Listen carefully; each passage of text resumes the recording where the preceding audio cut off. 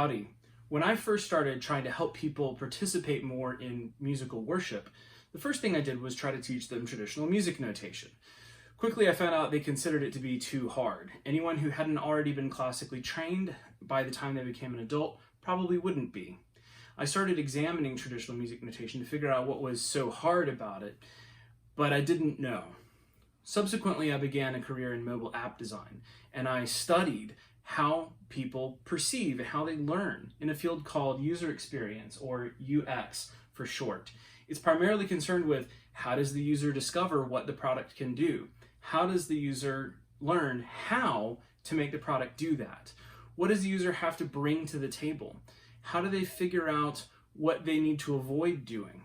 What are the friction points, which means what slows down the user from accomplishing their goal? Those kinds of things, improving the experience of the user, hence the name of the field. And so let's take a deep dive into traditional music notation. What pieces of traditional music notation would you have to throw out if you were going to throw out the pieces that weren't good user experience? So first, let's notice that nowadays churches use a lot of artwork. Now, I'm not one for doing psychedelic background videos that distract you from worship, but I think an appropriate piece of artwork can help set the mood and make you more emotionally connected to the worship. But in this case, the black music notation can't be seen on either side of the screen, and you can only barely see it here. So let's try flipping the color of the music notation. Unfortunately, now we can see it on the sides, but we can't see it in front of the lighter parts of the background image. This is a fundamental problem in how traditional music notation is designed.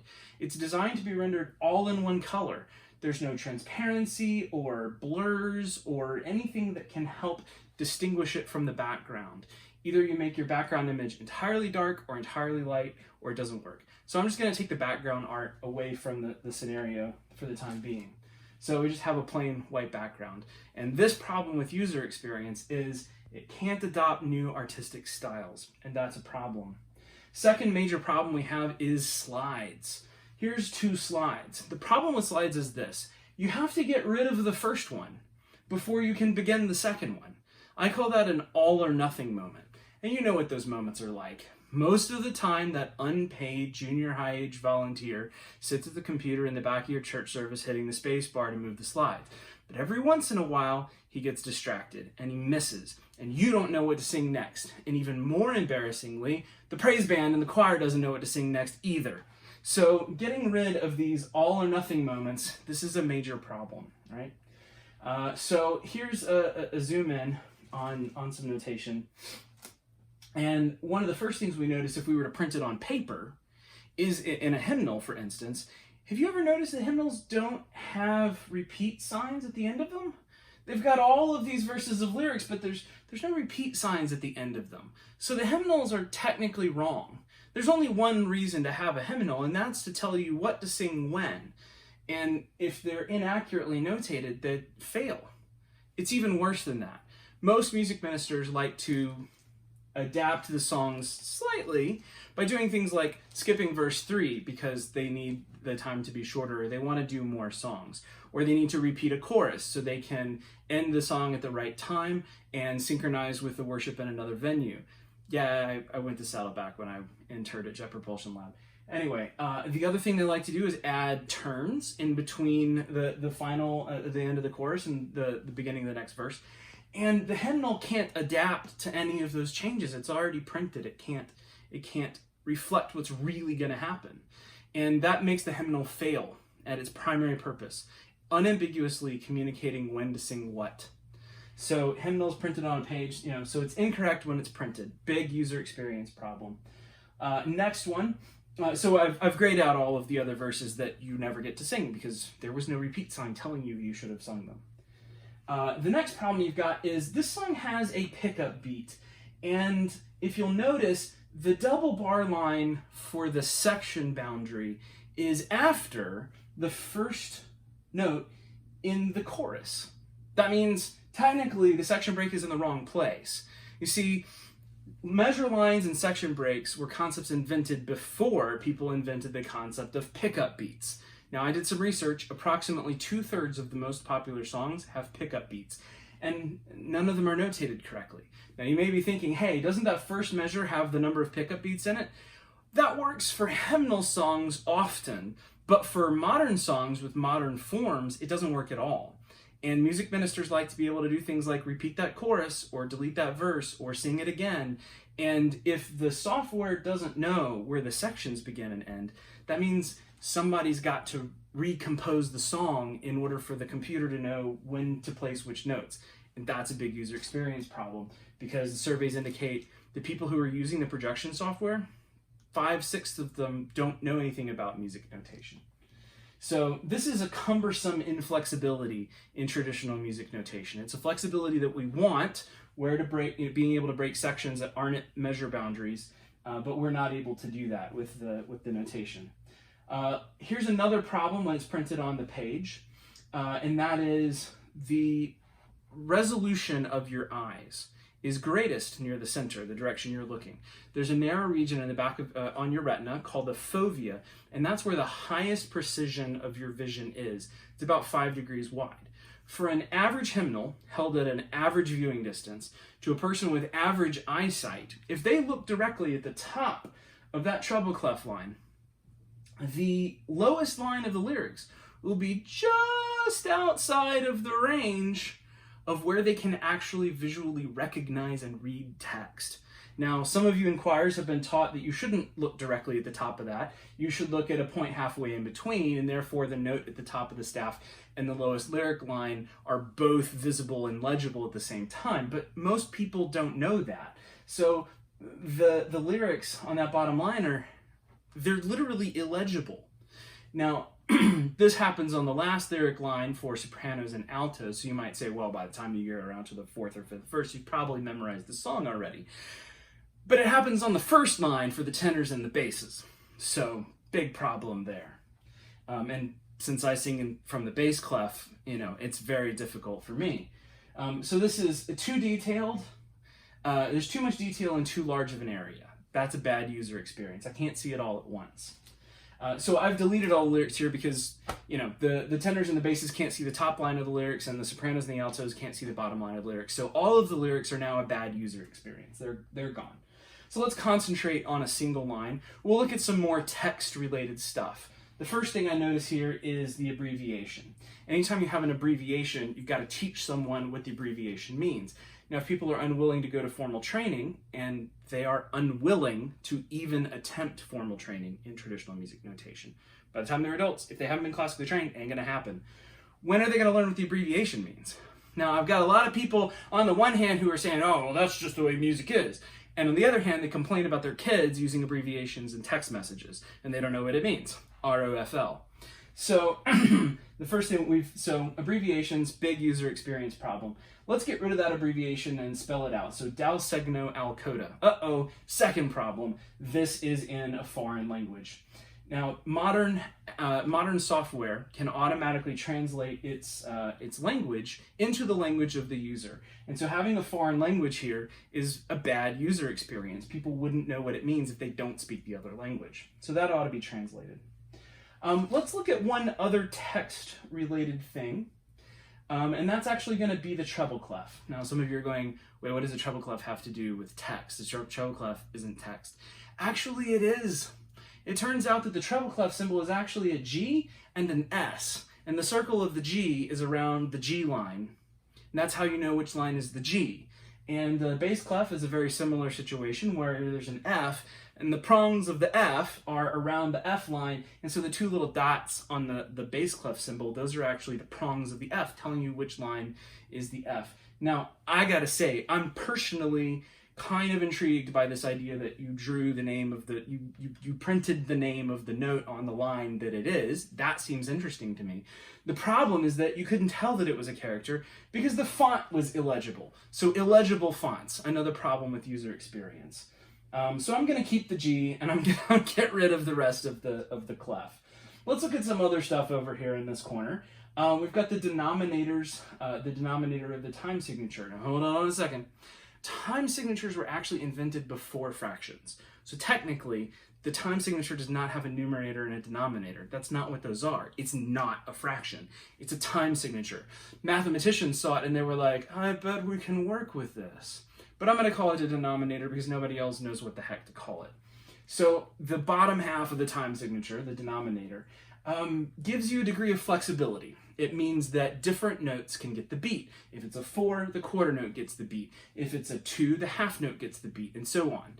And the problem is that that's completely useless flexibility. There's no reason to do that. Every rhythm that you could have represented with the half note getting the beat is a rhythm that you still could have represented if the quarter note gets the beat. All you're doing is creating flexibility that doesn't actually have any practical application, and people have to learn both systems. Sometimes the quarter note means a beat, and sometimes it doesn't. And some of you are saying, wait a minute, hold up, there's a very important case where it's important to have flexibility in the denominator, and that's for compound time. Now, these two rhythms are exactly identical. You could have done this in 6/8 compound time, where the eighth note, there are 6 eighth notes in the measure, true, but the eighth note doesn't get the beat. 3 eighth notes get the beat. And there aren't 6 beats in the measure, there are 2 beats in the measure. So 3 eighth notes got the beat, and there were 2 beats in the measure, and neither of the numbers 2 or 3 showed up in the time signature. And you were telling me it was the number of beats and what got the beat, and that's wrong. That's not actually what it is. It's a crazy little math formula that you just have to remember. But these two things are exactly identical. I could have done it in 6/8, and I could have done it with triplets.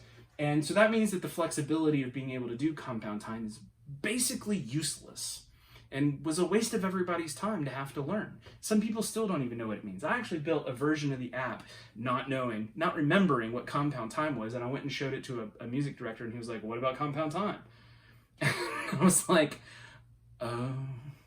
So I went and researched compound time. Useless flexibility. Bad user experience because it means the user has to learn both systems in order to do the same thing. You have to learn compound time and triplets. So that's a bad user experience. Now let's look at some other pieces that can be done in multiple ways.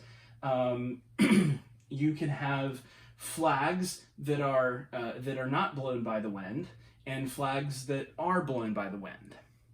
Well, I mean, you tell me. It's a flag, right? And it's sort of hanging on the mast there. That's like there's no wind. I don't know what do you call it? So you could do this either way, and the user has to learn both.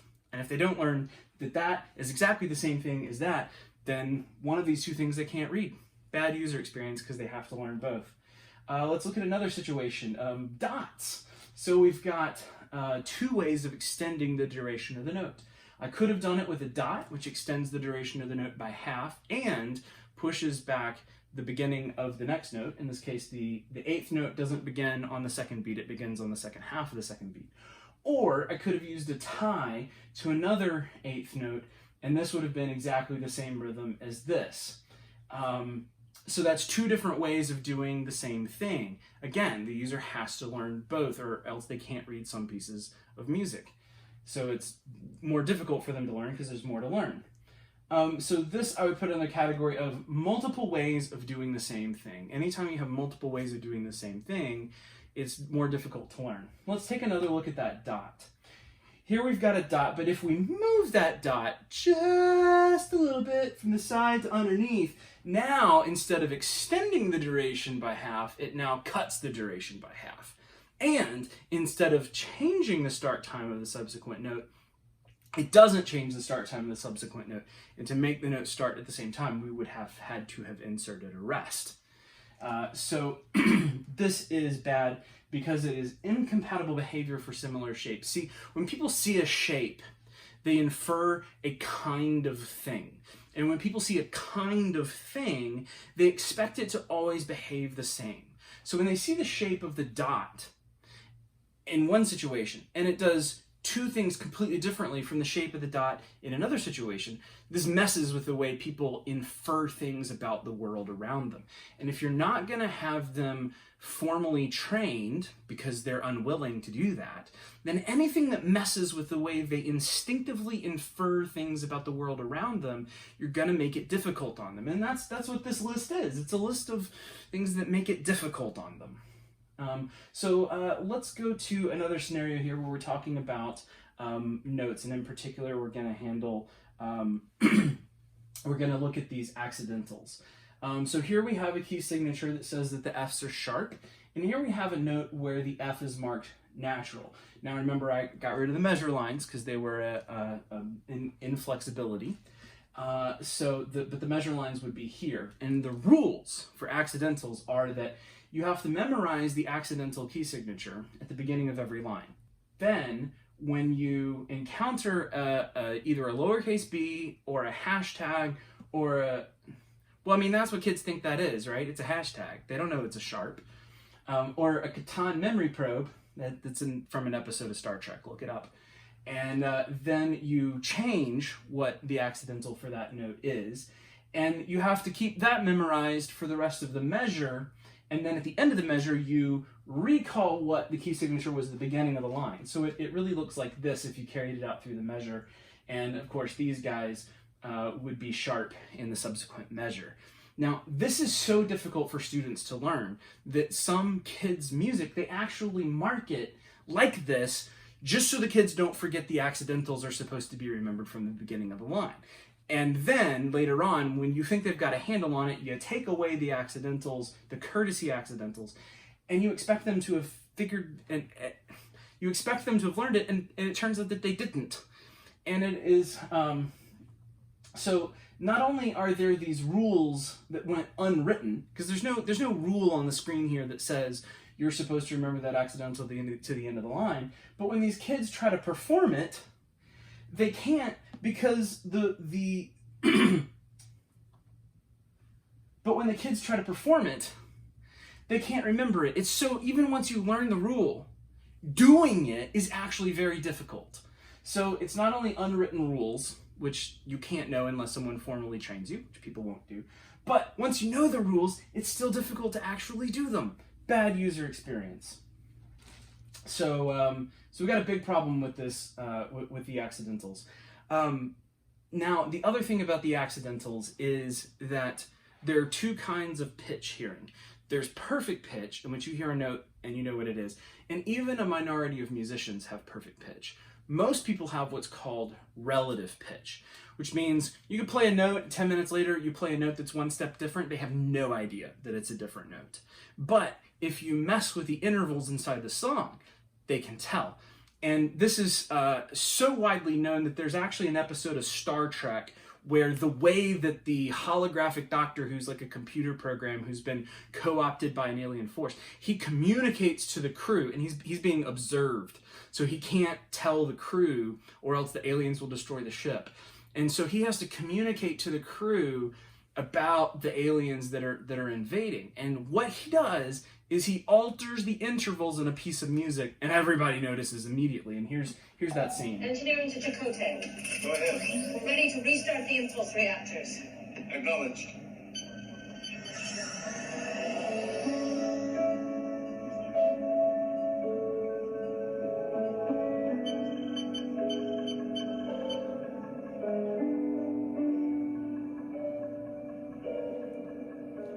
Hear those bad intervals? Everybody notices them.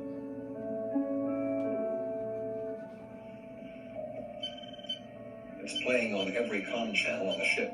Computer, pause music. Unable to comply. Didn't the doctor play this at his recital last month? Yes.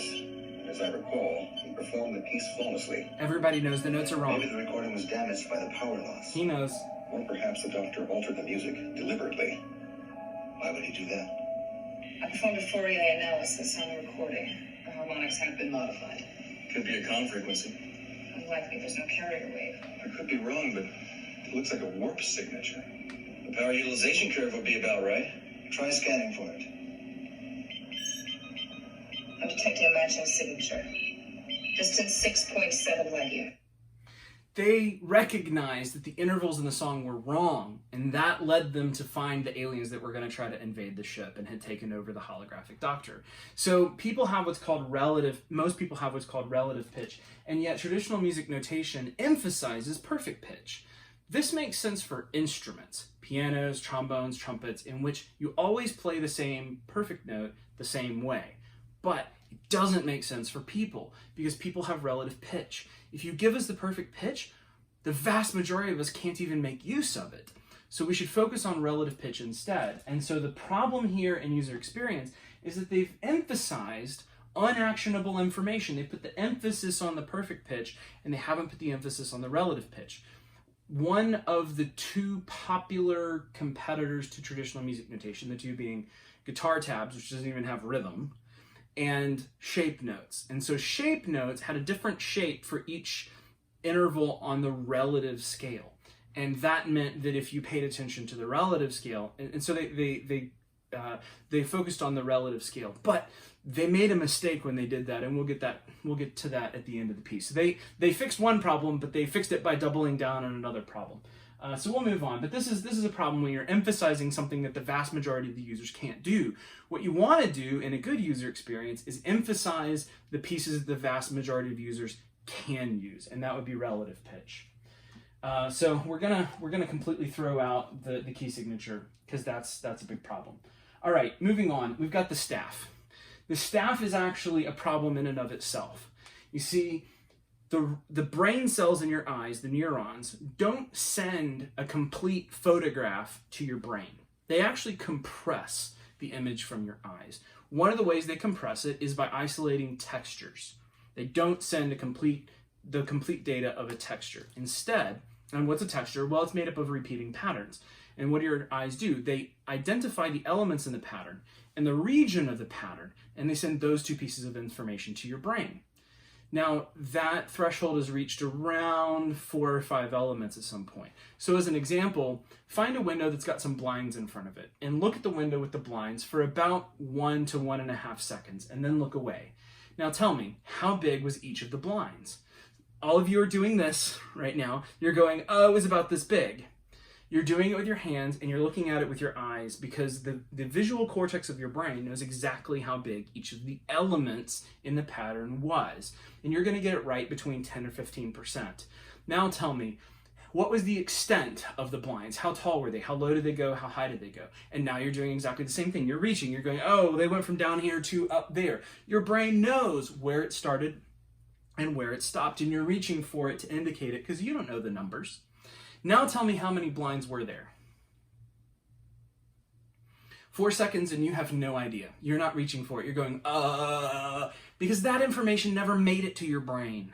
Your eyes never sent that information to your brain. You would have to stop and focus. I've got some blinds over here. You'd have to stop and focus on each of the blinds and count them one at a time. And if there's enough of them, and you don't focus enough, you'll get lost around 9 or 10. You'll be like, oh, how many was it? I don't want to do this. Okay, fine, I get his point, right? Right, so the traditional music staff has 5 lines in it, which is at the threshold of where your eyes turn the repeating pattern into a texture and don't send all the information to your brain.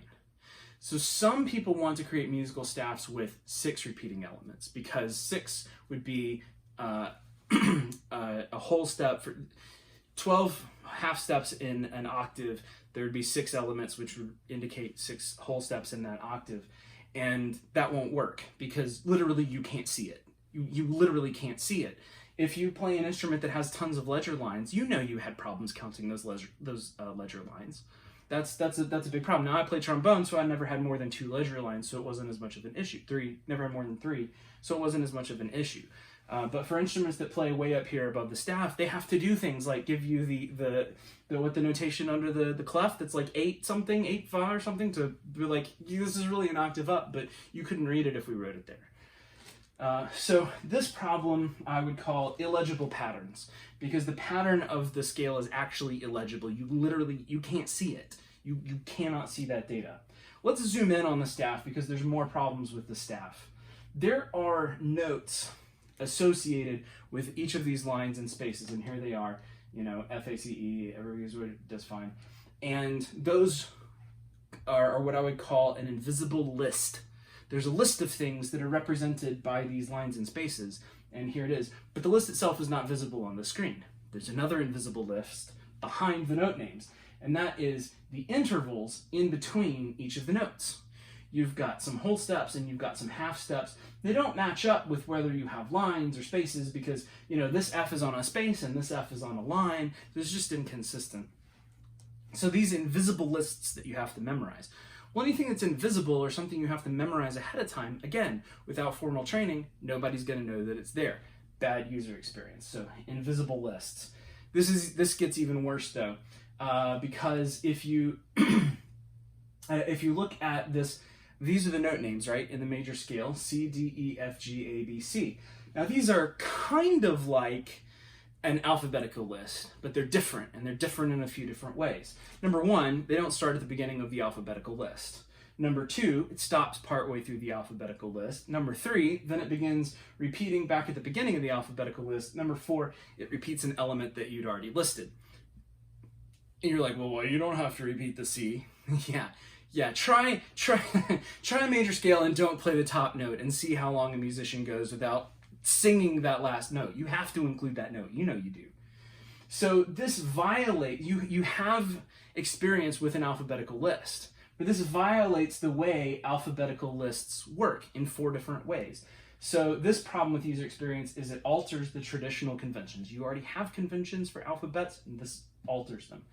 All right, so I'm going to leave the scale off the screen because the scale is done. The scale, you don't know where the accidentals are. It focuses on perfect pitch. The lines and spaces don't line up with the notes. You have these invisible lists that have invisible lists behind them, and those lists violate traditional patterns. So there's no more scale. So let's focus on notes. The first time I did an analysis of traditional music notation, I thought, oh, isn't this nice? There's this nice little pattern for adding flags, and it divides everything by half. So I started thinking about it a little more in detail. There's actually very complicated math here. See, the duration of the note is 2 raised to an exponent of the negative number of flags that you count. And so if there's 0 flags, 2 to the negative 0 is 1. 1 flag, 2 to the negative 1 is 1/2. 2 flags, 2 to the negative 2 is 1/4. 3 flags, 2 to the negative 3 is 1/8. And you multiply that by the first note, which is a quarter note, and that's how you get your quarter note, 8th note, 16th note, 32nd note, and it keeps on going. This is very complicated math. A lot of students never encounter negative exponents in grade school because it's too complicated. And yet we're asking musicians to do this multiple times per second. And so another bad user experience is the complicated mental math. The reason that's bad is because in worship, you want the thinking, logical, math, computing portion of the brain, the thinking part. You want that concentrating on the meaning of the lyrics, not on the performance techniques and the math. And so you've got to get everything that the person needs to know about how to sing the music out of this portion of the brain and into the other portions of the brain, so that this portion of the brain can concentrate on focusing on the meaning of the lyrics and focusing on the worship. And that's important because you don't want the music notation to be the show. You don't want it to be a game. Games try to be attention grabby and glitzy and glamorous. Games try to be the thing that's giving you a fun time. The music notation in worship is merely a tool to enable you to worship. What you should be paying attention to is not the glitz of the music notation. You should be paying attention to worshiping God. And so we have a very, very different attitude, and we have a very different purpose than most sort of mobile app designs would be. Let's take another look at these symbols. When there is more of something, like say you have apples, if you have more apples, you would expect to see more apples, right? If you see more apples, then you expect that there are more apples. It's invalid. It's an invalid inference, but it is true most of the time. That's why people believe that there's more of something when they see more of it. It's called proportionality. But when we look at the rhythm structure and the visual amount of things here, we see that the amount of ink increases from whole note to half note, we add ink. Half note to quarter note, we add ink. Quarter note to eighth note, we add ink. Obviously, we're adding ink here, and yet the duration is going in the opposite direction. So not only is it not proportional, it's actually anti-proportional. So this bad user experience is anti-proportionality. So we're seeing more of it, the less of it there is. And that's anti-instinctual, and as I said before, we need this to be instinctual. Now, at this point, I think I've pretty much killed traditional music notation. It was a horse that was going to get us somewhere, and that horse is dead. Because we killed the staff, we killed the key signatures, we killed the clef, we killed the time signature, except for the numerator, which I don't know that you really need it. We killed the measure lines, we killed the note heads, the note stems, the note bars. It's kind of like it's dead. But some of you are thinking, no, it's still going to get us home. So that dead horse, you think it's resting, all right? It's not resting. It's not pining for the fields. It's dead. In order to prove it's dead, I'm going to beat the dead horse. Beat. I just got that. Here are a bunch of musical symbols. None of these musical symbols have any relationship to anything you would see in the physical world. You have never seen any of these in the physical world. Well, you may have seen a lowercase b, but that's not what that, and you've seen a hashtag. We talked about that before. But none of these things, oh wait, this is different from that? Yes, this is two of those. None of these things have any significance in the physical world. So you can't look at them and know what they mean. Even something like an icon of a folder on a computer. You know, those of you who are older, you know what folders were. You actually had folders and you put files in folders. And so you see a picture of a folder and you go, oh, that's a folder. Or some apps have they record sound. So there's a button with a microphone on it. You go, oh, I know what a microphone is. I've seen a microphone. That button's got a picture of a microphone on it. Maybe it records sound. So you tap it and it records sound, lo and behold. But these things have no correspondence to the physical world. And that means they're what's called arbitrary. And that means they could have drawn anything and gone, that's an eighth rest. That thing is an eighth rest. There's no rhyme or reason to it being an eighth rest. It's just a shape somebody picked randomly. The problem with arbitrary icons is that people have to memorize what they mean. Well, there's like a dozen of them here. If someone's not going to take any time to be formally trained in a system, arbitrary icons are a no-go.